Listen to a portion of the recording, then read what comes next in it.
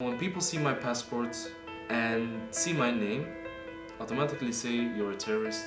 Jejoen Bontinck is a 20-year-old ISIS defector, one of a reported 350 Belgian jihadi recruits. In 2013, he returned to Belgium, facing a possible 4 years in prison. I didn't return to come back in jail. If I knew, let us say, they're going to sentence me 4 years, if I knew I would stay in jail, I wouldn't come back. Police have carried out a counter-terrorism raid against a suspected terror cell. The case comes as Belgian police claim to have thwarted a major terror attack, killing 2 suspected ISIS fighters. We followed Jejoen and his family in the run-up to his trial. Jejoen was born in Nigeria, but grew up in Belgium and was raised by his father, Dimitri. At 16, Jejoen joined a Belgian extremist group called Syria for Belgium, an alleged ISIS recruiting ground, led by radical preacher Fouad Belkacem. Jejoen can be seen here in the group's online videos. In February 2013, Jejoen went to Syria to join rebels fighting against the Syrian army.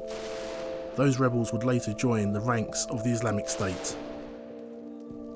He says he was partly motivated to go to Syria after watching reports of atrocities carried out by the Assad regime. Can you tell me why you decided to go to Syria? Well, I have my personal reasons. First of all, if you see what Bashar al-Assad did, you can't just sit back and don't do anything about it and act like it's nothing. It was over the limit, and I think every person with a heart and emotions and feelings would have a certain feeling while watching those images. How can I help in any way? He refuses to speak about his time in Syria, but doesn't regret his decision to go. Let us say that I regret something or saying something. What can I do about it? What can I do about it? Nothing. Past is past, you can't change it, it happened. And if you did something wrong, and if you think you did something wrong, try to do the best in the future, not doing the same thing again. Strive for the best. Jejoen's time in Syria didn't go as planned. He was imprisoned by his fellow fighters, accusing him of being a spy. After 7 months in detention, Jejoen's father, Dimitri, decided to travel to Syria to save his son. It's a scandal that a father from the West risked his own life in a war zone to go 3 times to a war zone to Syria with his own money, without solidarity, respect of support or anyone. This is the most disgusting that you can have in the world, that I risk my own life in a war zone. Dimitri is a former soldier. Since the return of his son, he has embarked on 5 missions to Syria, attempting to rescue runaway European jihadists.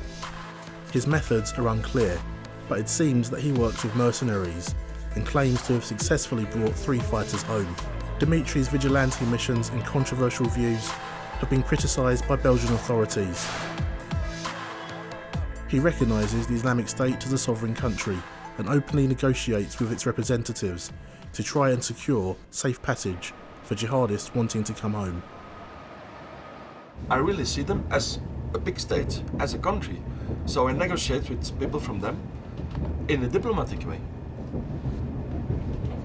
And that's the best way to succeed, to negotiate with them. Why I'm trying to volunteer to help other parents? Because I try to make a better world, you know, I want to make a better world. He agreed to introduce us to a family that he had previously helped. Pascal's daughter Sylvie and her 4-year-old son are now living in Islamic State-held territory.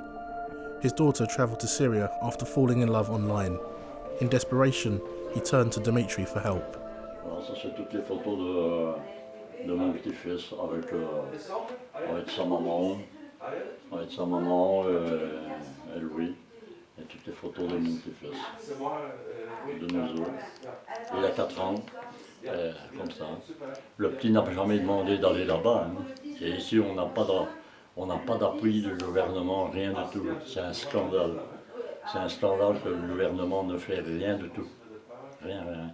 On doit se démerder comme ça. Nous, On n'est rien pour eux, on n'est rien.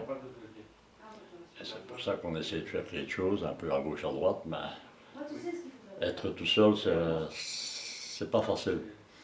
C'est pas facile d'être tout seul. Dimitri and Pascal are now planning a second trip to Syria.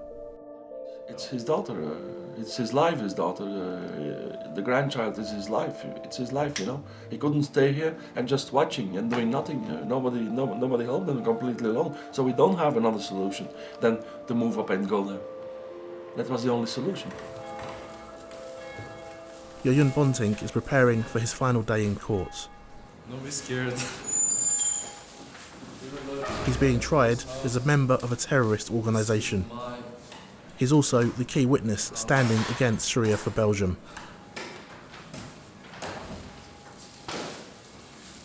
If they're gonna sentence me 4 years, then they're gonna sentence me 4 years. I don't really care if they're gonna sentence me 1 year, then it's a 1 year. I live from day to day, and if tomorrow could be my last day, I would make sure that the day before that day would have been a great day. Where would I stand in 2, maybe 5 years? No idea. But one thing's for sure, not in Belgium. In the Islamic State? Not in Belgium. Can be anywhere, but not in Belgium. Would you go back to the Islamic State? As I said, can be anywhere, but not in Belgium.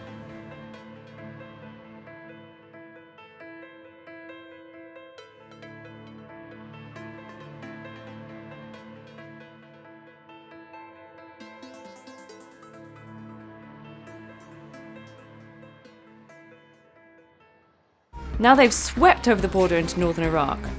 Several hundred of its number easily overran the country's second largest city, Mosul. Tens of thousands of Iraqi soldiers and policemen simply dropped their weapons and ran.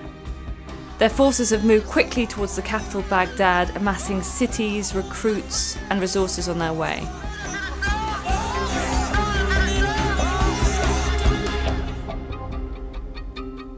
ISIS now controls a chunk of territory in Syria and Iraq larger than